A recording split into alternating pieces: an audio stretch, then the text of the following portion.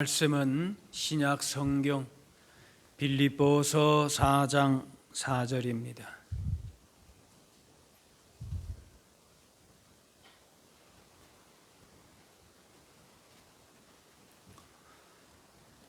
주 안에서 항상 기뻐하라. 내가 다시 말하노니 기뻐하라. 소에서 가장 많이 사용되는 단어가 기쁨이라고 하는 단어지요. 16번이 나옵니다. 그런데 빌립보서의 그 발신자나 수신자의 상황을 볼 때는 기쁨이란 단어를 사용하는 데 있어서는 쉽지 않은 상황입니다. 빌립보 교회는 핍박과 가난과 또 내부 갈등이라고 하는 삼중고가 있었고, 바울 역시 로마 감옥의 생사 갈림길에 있었습니다. 낙심하고 슬퍼할 일이 더 많은 상황입니다. 하지만 항상 기뻐하라 라고 말씀합니다. 이 기쁨은 빌립보서의 주제로 어떤 상황에서도 기뻐하라는 것이죠. 빌립보 교회 안에 갈등이 있어도, 어려움이 있어도, 또 그들의 지도자가 감옥 안에 갇혔어도, 심지어 죽음과 고난이 예상되더라도 기뻐하라는 것입니다. 이런 위기와 고난 가운데에서 어떻게 평안과 기쁨을 누릴 수 있을 것인가, 오늘 말씀하고 있습니다. 항상 기뻐하라라고 하는 것은 낙천적으로 살라, 낙천적이 되라, 그런 것이 아닙니다. 이 낙천적인 것은 세상과 인생을 즐겁고 밝게 바라보는 것인데, 그런 태도가 항상 좋은 것만은 아닌 것이지요. 지나치게 낙천적이 되면은 문제를 바로 인식하고 대처하지 못할 수도 있습니다. 그런데 이 낙천이라고 하는 그 말에는 의미가 있습니다. 기쁠락 하늘천, 하늘의 기쁨이라는 뜻으로 하늘의 기쁨을 가지고 있으니까 땅의 불행쯤은 아무것도 아닌 것이 됩니다. 그러니까 낙천적이라고 하는 것은 상당히 복음적이라 할 수가 있습니다. 바울은 앞에 3장에서 우리는 하늘의 시민권을 가지고 있다, 우리의 시민권은 하늘에 있다라고 했습니다. 장차 우리의 몸이 주님의 영광스러운 그 형체와 같이 변하게 하실 것을 믿고 또 그렇게 기대하면서 살기 때문에 이 땅에 살면서도 하나님 나라를 바라보고 하늘 시민으로서 그 하늘의 기쁨을 가지고 산다는 것입니다. 이 땅에 가지고 있는 어떤 시민이나 권리나 그런 소유 개념으로 판단하지 말고 하나님 나라의 장차 영광된 사람으로서 변화될 것을 기대하고 또 그 은혜와 복을 누리며 살아가는 것이죠. 천국 백성으로 살아가기 때문에 세상 사람들하고는 기쁨의 이유가 다르고 가치관이 다르고 삶의 자세가 다르기 때문에 기쁨을 얼마든지 누리고 산다는 것이, 오늘 서신을 쓸 당시 바울은 감옥에 투옥되어 있었지만은 그 가운데서도 기뻐하는 생활을 나타냅니다. 하늘의 기쁨을 소유한 사람이 땅의 불행 때문에 비통해하는 것은 말이 안 되는 것입니다. 하늘과 땅의, 하나님 나라와 이 땅의 나라와는 전혀 비교 대상이 되지 않을 정도로 차이가 나는데, 하늘의 기쁨을 소유한 사람이 땅의 것들 때문에 그 기쁨을 빼앗겨서는 안 된다는 것이지. 하늘의 기쁨을 가지고 사는 사람은 땅에서 겪는 어떤 고난과 슬픔도 그러므로 넉넉히 이길 수 있다는 것입니다. 사실 사도 바울은 키도 작았다 그럽니다. 또 매부리 코고 대머리고 외모로 콤플렉스가 될 수가 있었고, 또 눈이 좋지 않고 여러 좋지 못한 병도 가지고 있었다고 합니다. 가정이 있었던 것도 아니고 복음 전하고 헐벗고 매맞고 감옥에 갇혔습니다. 여러 조건으로 볼 때에는, 세상적으로 볼 때에는 불행하다라고도 할 수 있습니다. 그런데 그에게는 넘치는 기쁨이 있었습니다. 그 어떤 세상에 화려한 어떤 모습을 가지고 있는 사람과 비교할 수 없는 기쁨이, 그 기쁨의 원천이 무엇인가? 항상 어떻게 기뻐할 수 있는가?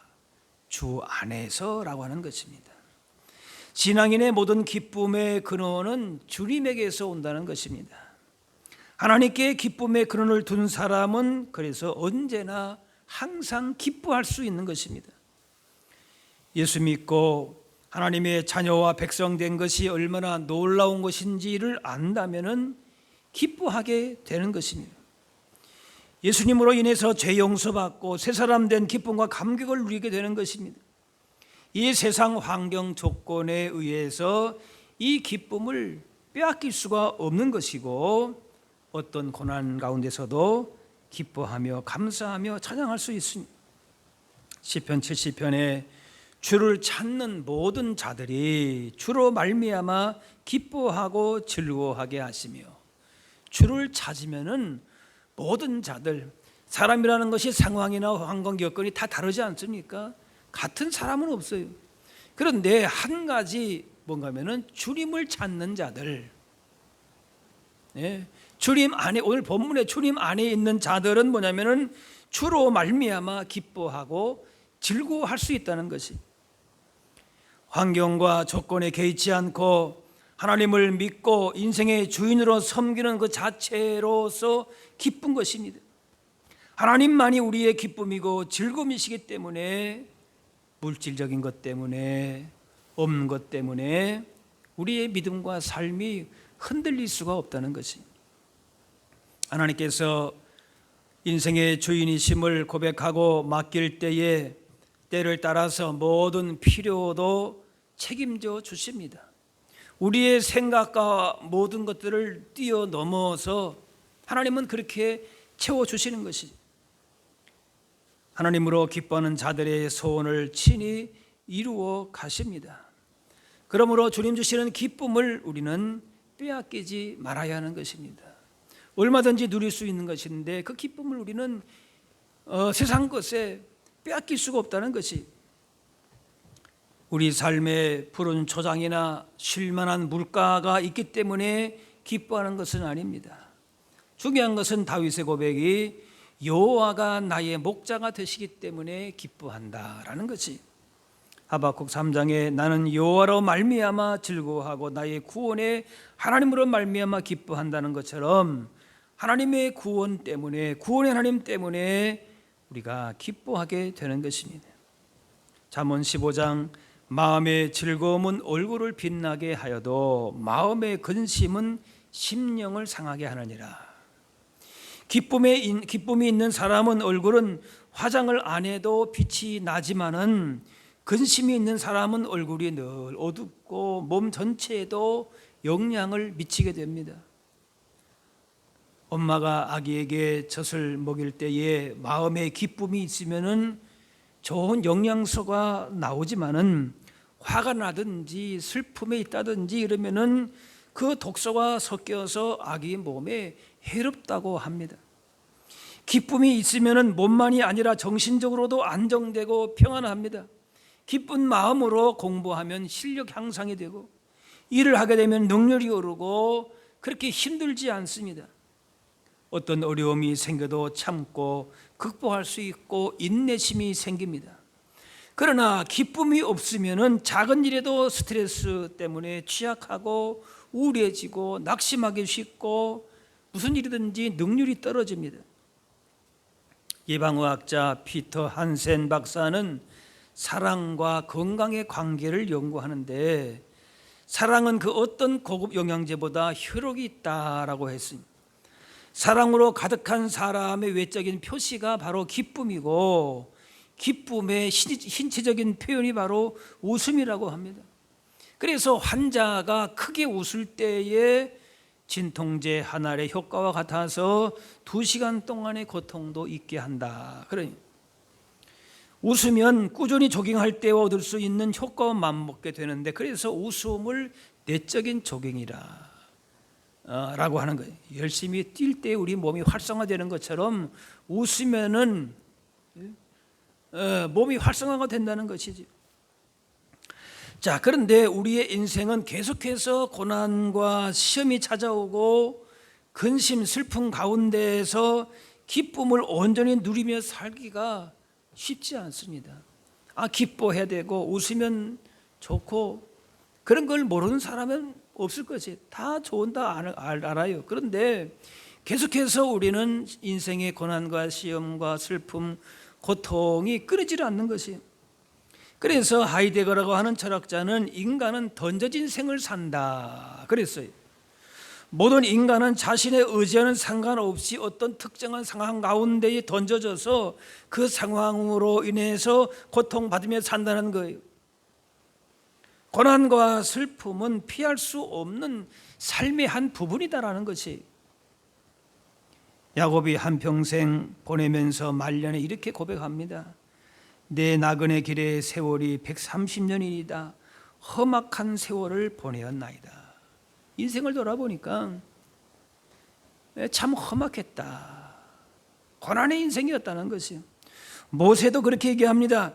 우리의 연수가 70이요 강건하면 80이라도 그 연수의 자랑은 수고와 슬픔뿐이요 신속히 가니 우리가 날아가나이다. 그냥 화살처럼 쑥 하고 날아간다는 거예요. 시편에서 인생을 마르는 풀이라 그랬습니다. 야고보는 인생을 잠깐 있다가 사라지는 안개에 비유했습니다. 그 짧은 인생을 살면서도 크고 작은 슬픔과 아픔들을 경험하며 살아갑니다. 그렇게 우리의 인생이 빠르게 지나간 것을 생각하게 되면 참 허무하기도 합니다. 많은 고난과 허무함을 겪는 인생이지만 그럼에도 성경은 우리에게 기뻐하라. 고통이고 험악한 세월을 살고 신속히 날아가고 그러면 기쁨을 누릴 새가 어디 있습니까? 무슨 인생의 의미가 있습니까? 그야말로 솔로몬처럼 솔직하게 얘기하면은 솔직한 그 고백이죠. 솔로몬이 헛되고 헛되다. 그렇지만 우리에게 성경은 뭐라고 하는가? 기뻐하라 라는 것이에요. 기뻐할 수 있는 이유는 다른 거 한 가지입니다. 주 안에 있기 때문에, 주로 말미암기 때문에 기쁨이 가능하다는 그 외에는 사실 인생은 기뻐할 것이 별로 없는 것이. 아담이 범죄하기 전에 에덴 동산에서 기쁨에 복된 삶을 살았습니다. 그것이 하나님께서 원래 인생을 지으실 때의 의도입니다. 에덴 동산은 기쁨의 동산이었는데 죄로 인해서 하나님과 멀어지게 되면서 기쁨을 잃어버리게 된 것이. 하나님을 떠난 사람은 필연적으로 인생에 이런 슬픔, 고난 가운데, 고통 가운데에, 허무한 가운데에 떨어질 수밖에 없는 것이. 하지만 우리가 이렇게 기쁘게 살아갈 수 있다라고 하는 것은 하나님이 원하시는 것이고 그 기쁨을 회복시키기 위해서 오신 분이 바로 예수님이십니다. 예수님께서 첫 번째 기적이 가나 혼인 잔치에서 물로 포도주를 만드신 것인데 하나님 나라의 기쁨을 보여주시고자 회복하시고자 하시는 그 의미가 있습니다.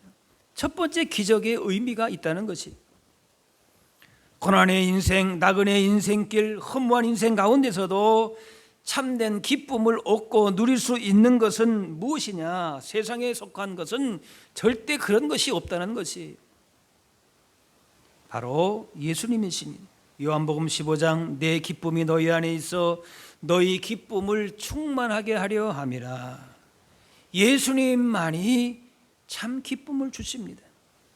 그러므로 구원이라고 하는 것은 무엇인가? 여러 가지로 말할 수 있지만은 잃어버렸던 기쁨의 회복입니다. 예수님은 잃었던 기쁨을 회복시키러 오신 분이십니다. 그래서 구원의 완성인 천국은 기쁨이 넘치는 곳입니다. 장차 주어질 새하늘과 새 땅은 기쁨이 넘치는 나라인 것이. 그래서 결혼 혼인잔치다. 예수님과 이제 혼인잔치가 벌어진다. 그렇게 또 표현하는 것이. 세상의 쾌락과 재미는 일시적인 만족을 주지만 결국은 실증이 나게 되고 허무함만 더하게 되고 결국은 파멸로 이끌어가게, 결국에는 남는 것이 아무것도 없는 것으로 끝나면 그나마 나을지 모르겠어요. 그런데 그 끝이 뭔가 하면은 파멸이고 영원한 지옥 고통이라고 할 것 같으면은 인생이 얼마나 허무하겠습니까? 하지만 성도는 예수님 안에 거하게 되면서 참된 기쁨을 소유했기 때문에 항상 기뻐하는 삶을 살게 되어 있습니다. 예수님께서 십자가 지실 때 베드로는 예수님을 저주하고 부인했어요. 다른 제자들도 두려움, 슬픔 가운데에 뿔뿔이 흩어졌습니다. 그렇지만 예수님은 그러한 근심이 도리어 기쁨이 될 것이다. 너희는 근심하겠으나 너희 근심이 도리어 기쁨이 되리라 했습니다. 우리 인생은 기뻐할 만한 것이 별로 없어요. 거의 없어요. 잠시 잠깐의 쾌락인 것이지. 하지만 기뻐할 수 없는 상황이라도 주 안에 있기 때문에 기뻐한다는 것이, 억지로 막 기뻐하라 그것이 아니에요. 예수님을 믿어서 하나님의 자녀가 되고 백성이 되고 그 은혜와 능력을 우리가 누리면서 또 행사할 수 있기 때문에 기뻐할 수 있는 것이, 그 기쁨의 실체가 없이 그냥 머릿속으로만 상상해서 기쁘다 그거 아니에요. 실제적으로 우리의 삶에 예수 그리스도의 십자가의 능력으로 성령님의 은혜 가운데서 그 기쁨을 실제적으로 우리의 삶에 누릴 수 있다는 것이, 세상엔 영원한 것이 없기 때문에 건강이나 물질, 세상 지위, 사랑하는 사람도 시간이 지나면 변하고 없어집니다. 그래서 사랑하는 대상을 잃는 상실감은 삶의 아픔과 상처를 남깁니다. 그런데 하나님의 자녀와 백성들은 잠시 근심과 슬픔을 겪을지라도 결국에는 기쁨이 올 것을 성경은 말씀하고 있습니다. 이사야 35장 메마른 땅이 기뻐하며, 지금 메말라 있는데 그런데 기뻐한다는 것이, 시편 30편 저녁에는 울음이 기숙할지라도 아침에는 기쁨이 오리라. 이사야 61편 61장에 희락의 기름으로 그 슬픔을 대신하며 찬송의 옷으로 그 근심을 대신하시고, 기쁨의 진수를 보여주는 구약의 인물이 바로 하박국 선지자입니다. 하박국은 생존이 달린 위기에서도 이것을 극복하고 오히려 즐거워하고 기뻐한다고 하고 있습니다.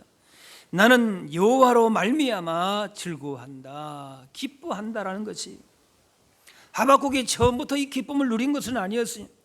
하지만 점차 하나님을 향한 믿음을 가지고 고난과 슬픔을 극복하고 하나님으로 인해서 기뻐하게 된 것입니다. 잠시 잠깐은 세상에 우리가 낙심할 수도 있고 눈물이 나고 슬퍼할 수 있습니다.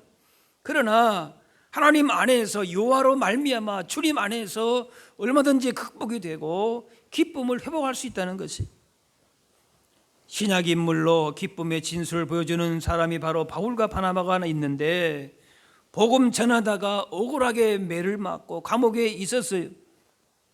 잠시는 고통스럽고 눈물이 났을 것이, 그러나 찬양하고 기뻐합니다. 고린도서 12장의 능력과 궁핍과 박해와 공고를 기뻐한다 그랬으니, 나 안에 내가 무엇이 있고 없는 것에 대해 삶의 초점을 맞춘 것이 아니라 하나님이 주시는 기쁨에 맞추어서 믿음의 삶을 선택한 것이, 우리가 선택할 수 있을 것이, 하나님 안에서 하나님으로 말미암아 주어지는 위로부터 주시는 하늘의 기쁨을 우리가 선택할 것인가, 아니면은 땅에 속한 기쁨을 택할 것인가. 성경이 말씀하는 기쁨은 건강이나 재물이나 부귀를 소유해서 얻는 기쁨이 아니라 주님과 만남으로, 주님과 동행함으로 얻어지는 기쁨인 것이, 시편 16편 주께서 생명의 길을 내게 보이시리니 주의 앞에는 충만한 기쁨이 있고 주의 오른쪽에는 영원한 즐거움이 있나이다. 삶의 고통과 슬픔과 아픔이 있어도 주님이 찾아오시면은 기쁨이 회복이 된다는 거지. 성 프란시스가 임종할 때에 갑자기 큰 소리로 찬송을 부릅니다. 그의 한 수도사가 옆에서 말합니다. 지금 창밖에 이제 스승의 그 임종을 위해서 많은 사람이 와 있습니다. 이 엄숙한 시간에 신중하게 처신하는 것이 좋을 듯합니다.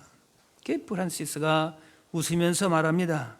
미안하네, 내가 주책을 떨었나 보네. 하지만 난 참을 수가 없네. 가슴 깊이 솟구치는 기쁨을 어떻게 감추겠는가. 내가 오랫동안에 기다리던 주님을 두 눈으로 볼 수 있게 되었으니 말이네. 세상을 떠나면서도 기뻐하는 마음, 바로 그것이 주님이 주시는 기쁨인 것이죠. 최후의 승리를 얻는 그 순간에 기쁨으로 그렇게 마지막을 맞는 거지. 주님께서 십자가에 달리실 때 제자들은 나약했어요. 죽는 것이 두려워 스승을 모른다고 부인하고 저주하고 제 갓길로 흩어졌습니다.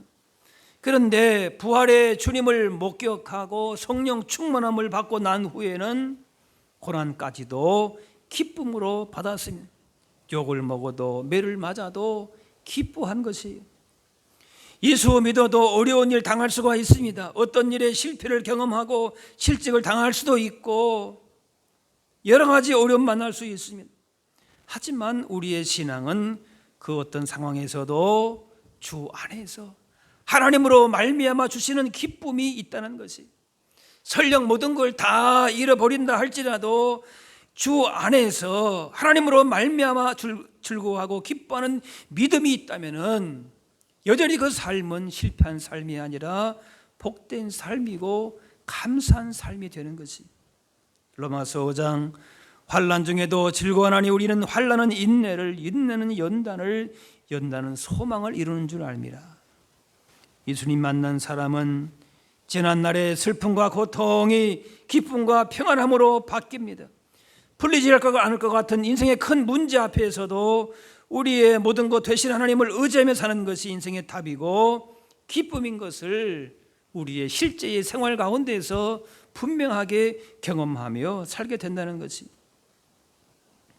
내과 의사고 상담자인 폴 트루니에는 병을 치료하려 들지 말고 인격을 치유하라, 그렇게 강조합니다. 마음의 치유, 소위 말하면 내적 치유의 중요성을 말하고 있습니다. 잠언 17장 마음의 즐거움은 양약이라도 심령의 근심은 뼈를 마르게 하느니라. 뼈의 그 골수는 적혈구, 백혈구, 혈소판을 만들어내는 조혈작용을 하고 또 무기질을 공급해 주는 역할을 합니다. 그런데 근심, 불안, 스트레스, 두려운 마음이 마음을 지배하게 되면은 뼈가 마른다는 거예요. 그래서 피의 공급이 제대로 되지 않고 영양분이 제대로 되지 않기 때문에 여러 가지 병을 만들어 주는 거예요. 이런 복합적인 현상으로 인해서 우울증, 또 욕구, 불만, 피곤증이 나타납니다. 그래서 건강식품을 잘 먹어도 마음이 편치 않으면은 병이 생겨나고 뼈가 마르고 피가 제대로 공급되지를 않고 그래요. 하지만 마음이 즐겁게 되면은 병이 근본에서부터 낫는다는 것이에요. 그래서 마음을 잘 다스리는 것이 필요하다는 것이. 바울은 부한데도 처할 줄 알고 비천한데도 처할 줄 안다고 했습니다. 비천하면 비천한 대로 자족하면서 살 수 있다고 했습니다. 어떤 상황에서도 그 마음을 흔들리지 않은 것이. 마음을 다스리는 건 무엇입니까? 환경과 여건을 초월해서 항상 기뻐하고 감사하며 사는 것인데, 이것은 선택이 주님께 대한 믿음을 선택하느냐, 하늘의 기쁨을 선택하느냐, 아니면은 세상 기쁨에 그냥 그대로 취해 있는 거라고 하는 것이. 우리의 기쁨은 세상 무엇을 소유한 데서 얻어지는 것이 아니고 그리스도의 사랑으로 충만한 심령 가운데에 있고 예수님의 이름을 붙들고 살 때에 주어지게 되는 것이, 이런 사람이 세상 근심된 슬픈 일을 만난다 할지라도 넉넉하게 얼마든지 돌파하고 이기게 되는 것이, 우리의 신앙은 바로 주님 주시는 기쁨으로 사는 것입니다. 예수님께서 이 땅에 오실 때에 이러한 잃어버렸던 기쁨을 회복시키러 오신 것입니다. 이것이 그리스도인의 확실한 증거가 되는 것이, 그 마음에서부터 오는 하늘의 기쁨이, 주 안에서 주시는 기쁨이 있는가라고 하는 것이 우리가 지금 누려야 될 것이고, 그리고 장차 누릴 복인 것입니다. 그래서 주님 안에서 주시는 기쁨으로 우리는 무엇이든지 생각하고 말하고 행동하고 사회생활, 신앙생활 하는 것입니다. 느헤미야 8장 여호와로 인하여 기뻐하는 것이 너희의 힘이니라. 주 안에서 기쁨을 누리고 하늘의 기쁨을 누리고 주로 말미암아 감사하며 사는 것이 바로 우리의 힘이게 되고 우리의 지혜이 되고 우리의 구원이 된다는 것이, 때로 사람과 세상을 바라볼 때에 흔들릴 수 있지만은 주님을 온전히 신뢰하는 믿음 가운데 주시는 기쁨을 잃어버리지 말고 주 안에서 기쁨 가운데에 누리는 기쁨 가운데에 영육이 강건하고 믿음과 삶이 견고해져서 하나님이 기뻐하시는 열매를 맺어갈 수 있어야 할 줄로 믿습니다. 주 안에서 기뻐하라. 주님 안에 있으면은 그 안에 풍성한 기쁨이 있다는 것이, 믿음으로 바라보게 되면 역경도 복이 되고 기쁨이 됩니다. 주님 안에서 기뻐하는 것이 성도의 힘이고 능력입니다. 어떤 상황에서도 하늘의 기쁨을 누리고 이 귀한 기쁨을 증거하고, 그래서 하나님께만 영광을 돌릴 수 있는 믿음의 사람들로 굳게 설 수 있기를 바랍니다. 기도하겠습니다. 사랑의 하나님, 우리로 하여금 세상 주는 기쁨에 매이지 않고 하나님이 주시는 하늘의 기쁨과 평안을 누리며 살게 하시니 감사합니다.